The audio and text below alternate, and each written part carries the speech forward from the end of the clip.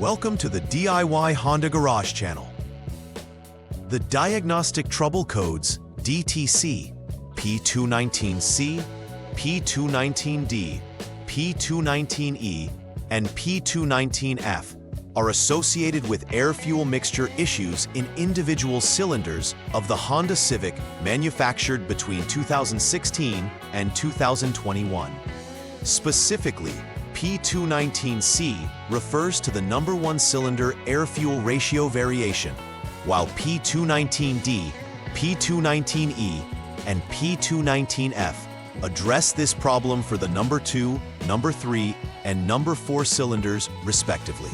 The air-fuel ratio is crucial for optimal engine performance and efficiency, as it ensures that the correct mix of gasoline and air enters the combustion chamber. When a cylinder's air-fuel ratio deviates from the expected range, it can lead to performance issues, increased emissions, or engine noise. These DTCs are often indicative of underlying mechanical or electronic faults, including issues with fuel injectors, air-fuel sensors, or even engine compression inconsistencies.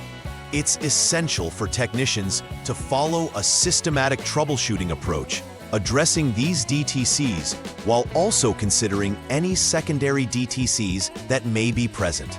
An accurate air-fuel mixture is critically important for engine performance and emissions control.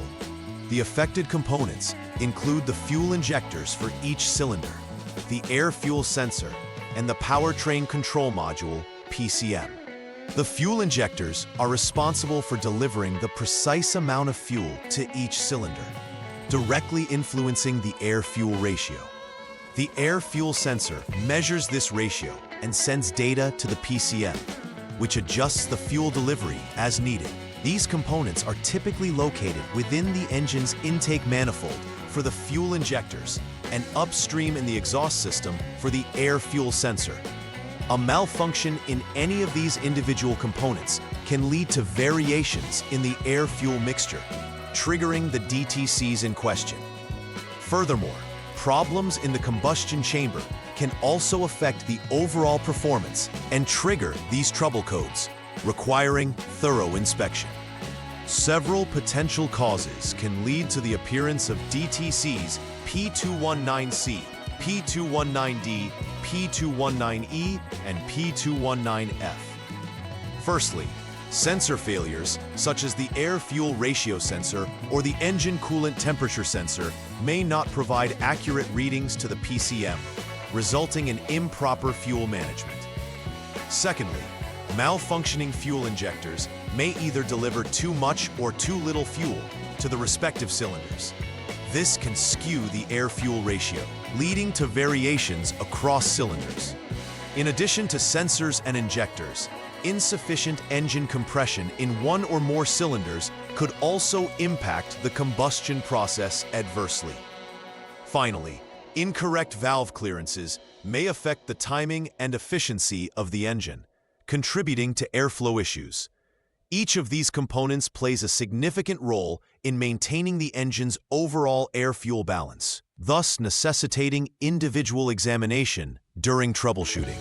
The symptoms related to DTCs P219C, P219D, P219E, and P219F often include a range of performance and operational issues. A significant indication is poor engine performance, which could manifest as sluggish acceleration or hesitation. Additionally, drivers may notice increased fuel consumption due to inefficient combustion, resulting from an incorrect air-fuel ratio. Rough idling is another common symptom. The engine may struggle to maintain a steady RPM at idle. Furthermore, ignition misfires may occur, especially if the air-fuel mixture is excessively rich or lean, leading to incomplete combustion. These symptoms collectively point towards a necessity for timely troubleshooting and resolution to avoid further damage to the engine or related components. The first troubleshooting step involves a verification of the problem using the Honda Diagnostics System, HDS. Begin by turning the vehicle to the on mode. ensuring all electrical systems are active without starting the engine. Next, check the essential parameters, specifically the fuel factor study valves for each cylinder. The normal range for these valves should be between 0.83 and 1.16.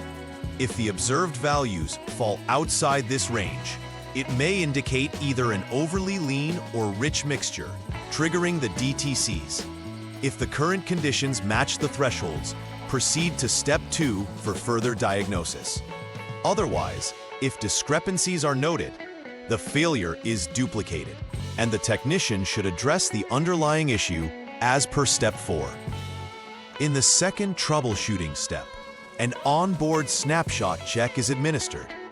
This provides crucial data regarding the fuel factor study valves for each cylinder, recorded during previous vehicle operations. Utilizing HDS, retrieve and analyze these parameters. Ensure they align with the expected thresholds established in the first step. If the recorded values do not match the specified requirements, this indicates an issue likely persists within the system, and the technician should proceed to Step 4 to address potential underlying causes. Should the parameters match the thresholds, this would further confirm that a duplicated failure exists, prompting a continuation to Step 3 for a dynamic assessment under operational conditions. The third troubleshooting step involves performing a test drive to gather real-time data regarding the engine's performance. Start the engine and allow it to reach a steady state. Hold the engine speed at 3,000 RPM without load until the radiator fan activates, after which the vehicle can be idled. It's essential to maintain a consistent engine coolant temperature above 158 degrees Fahrenheit while driving. As you drive, observe the various parameters through HDS, particularly the fuel factor study valves. If these values fall within the expected ranges, it suggests that the system is functioning correctly at that moment, indicating an intermittent failure. Record any data from the onboard snapshot should the DTC be triggered again under similar conditions. However, if the parameters do not align with expectations, further investigation into possible system failures is warranted, leading to Step 4. In troubleshooting Step 4, the focus is on conducting an engine compression check, which assesses each cylinder's ability to maintain pressure.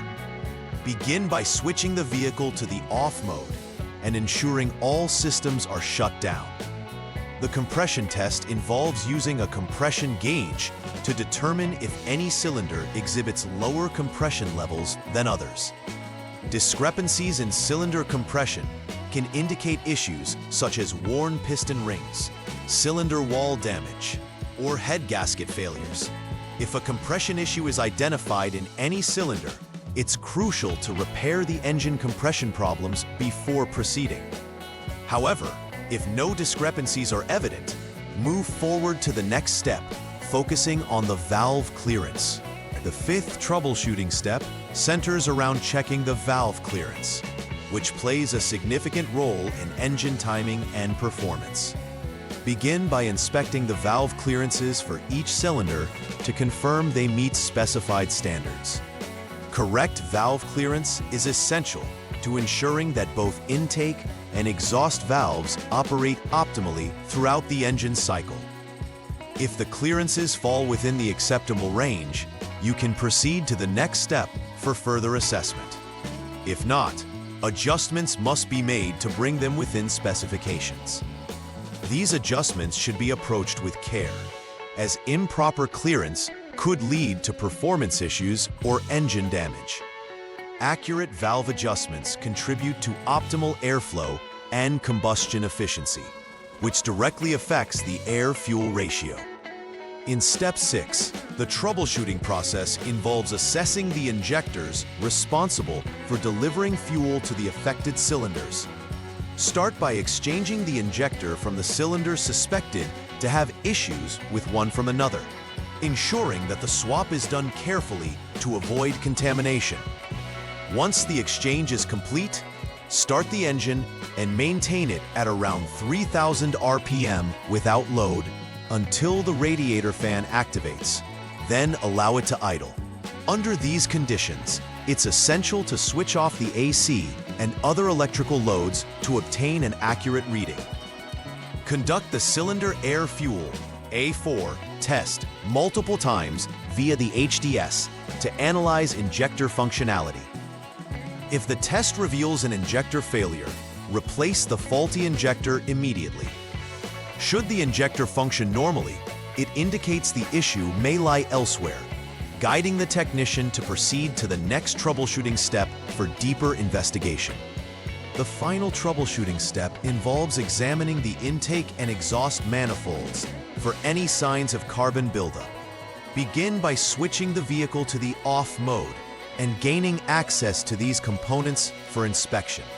Carbon buildup can restrict airflow to the cylinders, leading to inconsistent air-fuel ratios and subsequent performance issues. If carbon deposits are found, further checks for potential oil leaks in the engine are warranted, as oil leaks can contribute to carbon accumulation. Removal of excessive carbon buildup can restore normal airflow dynamics within the engine, potentially resolving the DTC issue.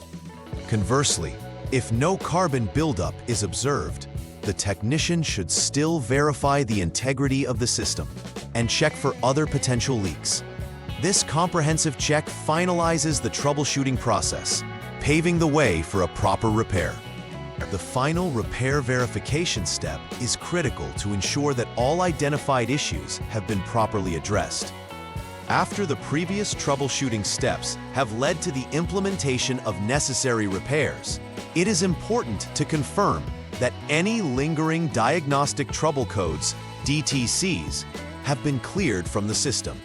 Employ the Honda Diagnostic System, HDS, to run a complete scan of the vehicle and verify that no new or recurring DTCs appear. Testing the vehicle's performance post-repair is essential to confirm that the corrections made have resolved the initial issues.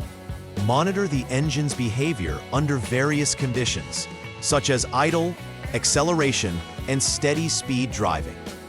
This comprehensive check ensures that the vehicle is functioning optimally and that the air-fuel mixture across all cylinders is operating within the desired parameters. Preventive maintenance plays a crucial role in averting the emergence of DTCs P219C, P219D, P219E, and P219F in the Honda Civic. Regular inspections of engine components, especially the air-fuel sensors and fuel injectors, are essential. Establishing a schedule for routine checks ensures that these parts are functioning as intended. Regular cleaning of the fuel injectors can mitigate the risk of fuel delivery issues, reducing the likelihood of an air-fuel ratio variation occurring. Additionally, it's vital to monitor the performance of relevant sensors to ensure they provide accurate data to the Powertrain Control Module, PCM. Implementing these preventive measures can significantly increase the engine's longevity and performance while keeping emissions within an acceptable range. In conclusion, addressing DTCs P219C, P219D, P219E, and P219F is fundamental for maintaining the performance of the Honda Civic from 2016 to 2021. By identifying key symptoms such as poor engine performance and ignition misfires, technicians can implement critical troubleshooting steps meticulously. From verifying problems using the Honda Diagnostic System to conducting engine compression checks, each stage is essential in diagnosing and resolving issues with the air-fuel mixture. Furthermore, establishing a routine preventive maintenance program ensures such problems are less likely to recur, ultimately enhancing vehicle reliability and efficiency. Understanding these DTC codes and their implications empowers technicians to provide effective solutions, contributing to overall customer satisfaction and vehicle longevity. Please like and subscribe to the channel. See you next time.